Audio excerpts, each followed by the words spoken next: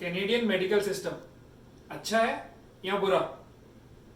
Time लगेगा doctor को देखने में या जल्दी मिलेगा? देखते हैं इस वीडियो में। Oh, Canada, our home and native land. God keep our land. Hello friends, welcome back. तो आज की वीडियो है मेडिकल सिस्टम इन कनाडा, और हम साथ में आपको ये भी बताएंगे कि हेल्थ कार्ड अप्लाई करने के लिए क्या डॉक्यूमेंट चाहिए ओंटारियो में। Medical system of Canada is one of the best in the world, without any doubt. But everything comes with pros and cons. So let's start from OHIP, Ontario Health Insurance Plan. इसके लिए जो documents चाहिए वो आपके screen पे आ रहे हैं. The first thing is form, जो आप डाउनलोड भी कर सकते हैं या फिर आपको वहाँ सर्विस ओंटारियो पे भी मिल जाएगा और वहाँ पे भी आप भर के इसको फिल करके दे सकते हैं. Then another thing is 3 documents जो आपको ओरिजिनल कैरी करने हैं, not the photocopies. Make sure to carry originals. इसकी पूरी लिस्ट जो है वो डिस्क्रिप्शन में भी है, you can check that out. Documents जो चाहिए आपको वो हैं. तो डॉक्यूमेंट्स में आपके पास है पीआर कार्ड, और साथ में आपको चाहिए ड्राइविंग लाइसेंस ओंटारियो का, या फिर कोई भी आपका बिल, वो गैस का हो सकता है, फोन का हो सकता है, क्रेडिट कार्ड का हो सकता है. क्रेडिट कार्ड का बिल हो सकता है. Exactly. बेसिकली आपका एड्रेस प्रूफ चाहिए कि आप ओंटारियो में रहते हैं. और तीसरा इसमें आता है आपकी आइडेंटिटी प्रूफ, जिसमें कि पासपोर्ट आप लेके जा सकते हैं या फिर आप कोई क्रेडिट कार्ड भी लेके जा सकते हैं. In other provinces, health insurance starts as soon as you land in Canada. But in Ontario, it starts after 3 months of landing. तो वो 3 months आप private insurance लेना चाहते हैं या फिर you want to carry it right from your home country, it's up to you to decide. हम यही रिकमेंड करते हैं हमेशा that you should have a 3 months insurance with you, because if God forbid if something happens, then medical is very expensive here. Now, what is not covered in this health card across Canada? Right. So पहली चीज है dental, दूसरा है eyes, and तीसरा है हमारे पास cosmetic surgeries. Then ambulance services, medicines जो over the counter या prescription drugs. oh thank you, and assistive devices like prosthetics. Dental and eyes बच्चों का कुछ प्रोविंसेस में routine checkup once in an year covered होता है. Just the routine checkup, not x rays और something else, just routine checkup. Make आप वो check कर लीजिए अपने डेंटिस्ट या आई स्पेशलिस्ट के पास जाके. Rest for grown ups it is not covered. Also since eyes और डेंटल यहाँ पर बहुत कॉस्टली हैं, तो ट्राई कीजिए आप कनाडा आने से पहले अपने ग्लासेस की प्रिस्क्रिप्शन लेकर आए या ग्लासेस बनवा कर आए. अपनी आईज का जो भी करवाना है करवा के आए. डेंटल का, दांतों का जो भी काम करवाना है, राइट. कोई फीलिंग करवा करने के वाली है या कोई कुछ रूट और कैनाल है, कुछ भी है, वो जरूर करवा के आए, बिकॉज यहाँ पे काफी एक्सपेंसिव है. Exactly. One of my known friend, he went for the root canal, so it was around $800. एक रूट कैनाल 800 के आसपास हुई थी. एग्जैक्टली. तो वो प्रेफर कीजिए वहां से अपना पूरा डेंटल एंड आई चेकअप करवा कर आए यहाँ पे लैंड करने से पहले. सो अभी हमने आपको 6 चीजें बताई जो कि ओहिप कार्ड में कवर नहीं होती है. तो अब इसका वे आउट क्या है? तो होता ऐसे है कि जो आपका एम्प्लॉयर है वो आपको एक मेडिकल इंश्योरेंस साथ में नॉर्मली देता है. उस मेडिकल इंश्योरेंस में ये सब चीजें कवर होती हैं एक लिमिट तक. हर एम्प्लॉयर पे डिपेंड करता है कि वो अपने एम्प्लॉयज को क्या लिमिट देता है.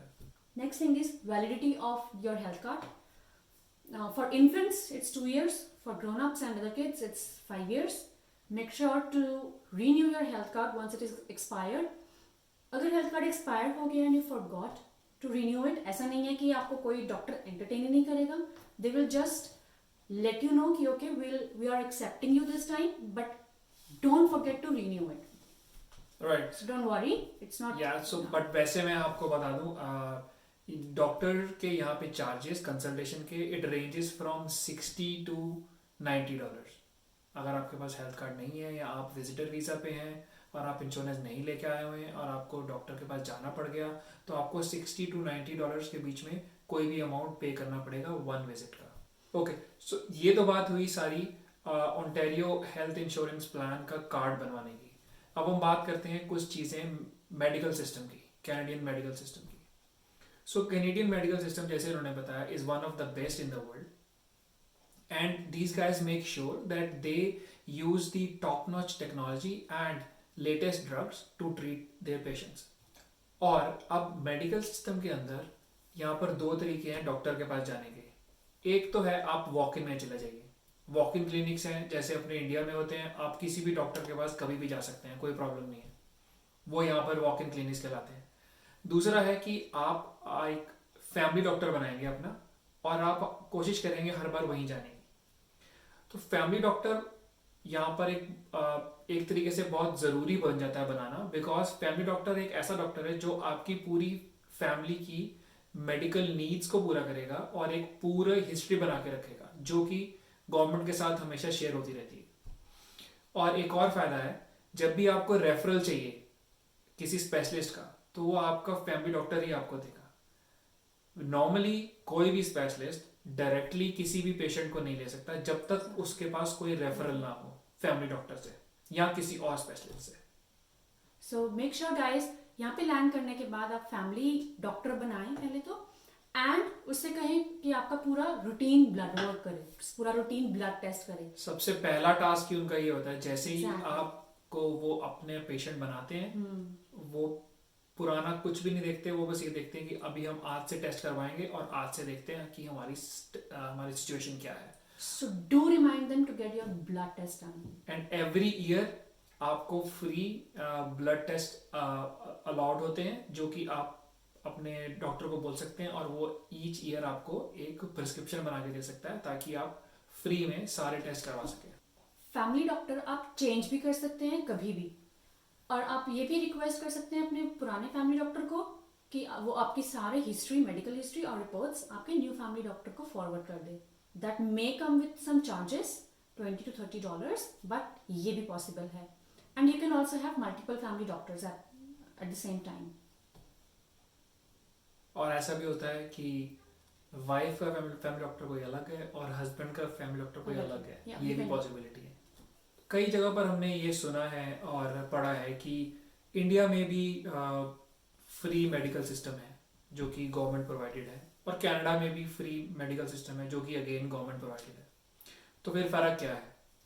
ओके, तो जो हमें लगा फ़र्क वो अब हम शेयर करने वाले हैं। तो अगर हम देखें इंडिया में, अगर आप किसी गवर्नमेंट हॉस्पिटल में जाते हैं तो ऑब्वियसली वहाँ पर वेट तो होती है बिकॉज काफ़ी सारे पेशेंट होते हैं। ऑन टॉप ऑफ दैट वहाँ पर अगर कोई इमरजेंसी है तो आपको एक्चुअली में वेट करना पड़ता है। आपको अगर कोई रेफरल चाहिए या आपकी अगर कोई सर्जरी होनी है तो आपको वो बड़े हॉस्पिटल में भेजते हैं, वहाँ पर फिर आपको दोबारा से वेट करना पड़ता है। यहाँ पर भी ऑलमोस्ट सेम प्रोसेस है, बट डिफरेंस ये है कि आपकी सिवेरिटी के ऊपर वो एक्ट करते हैं। अगर आप बहुत क्रिटिकली इंजर्ड है या आप लाइफ थ्रेटनिंग कंडीशन में है तो आपको हमेशा प्रायोरिटी मिलेगी, वेट टाइम नहीं होगा। वेट टाइम नहीं होता है, और आपको राइट अवे स्पेशलिस्ट भी अलॉट हो जाता है, और इवन कि अगर आप हॉस्पिटल में हैं तो स्पेशलिस्ट आपको हॉस्पिटल में आके भी देख लेता है। ओके, सो अब मैं आपसे एक और एग्जांपल शेयर करता हूँ। मेरा ऑफिस में एक फ्रेंड है, उसको अपनी टंग पे कुछ नमनेस फील हुई, तो उसे मैं उसको हॉस्पिटल ले गया, और हॉस्पिटल जाके हमने उनको बोला रजिस्ट्रेशन डेस्क पे कि इसको ऐसा फील हो रहा है, तो उन्होंने राइट अवे उनको अंदर भेज दिया। हालांकि यहाँ पे वेटिंग टाइम था 3 to 4 hours का था यहाँ था, और वो राइट अवे अंदर ले गए, उसको लाइन में नहीं लगना पड़ा। और The reason is जो टंग नमनेस है that is a symptom of stroke. Right, so उनको भी यही लगा कि शायद इनको स्ट्रोक हो रहा है, तो बिकॉज हम लोग इमरजेंसी में गए थे तो उन्होंने फटाफट एक सीनियर नर्स को अलॉट किया और उन्होंने उनका ईसीजी लिया, उसी वक्त ईसीजी किया, और जो मिनिमम क्राइटेरिया होते हैं चेक करने के, ये पता करने की कि ब्रेन स्ट्रोक या फिर हार्ट अटैक तो नहीं है, वो उन्होंने रूल आउट कर दिया। और उसके बाद उनको मेरे पास बाहर भेज दिया कि जाके बैठो। फिर हमने वहाँ पे 2 से ढाई घंटे लगे हमें डॉक्टर को देखने में। डॉक्टर ने हमें देखा और डॉक्टर ने एक्चुअली में उसे बोला कि मुझे तो कुछ नहीं मिला, आपकी रिपोर्ट्स भी सब नॉर्मल आई है, बट इसको रूल आउट करने के लिए कि ऐसा एक्ट हुआ क्यों, मैं आपको स्पेशलिस्ट के पास रेफर कर देता हूँ। तो वहां से उसको रेफरल मिली और उसको 3 महीने बाद की अपॉइंटमेंट मिली, स्पेशलिस्ट की थी, क्योंकि इमरजेंसी नहीं थी।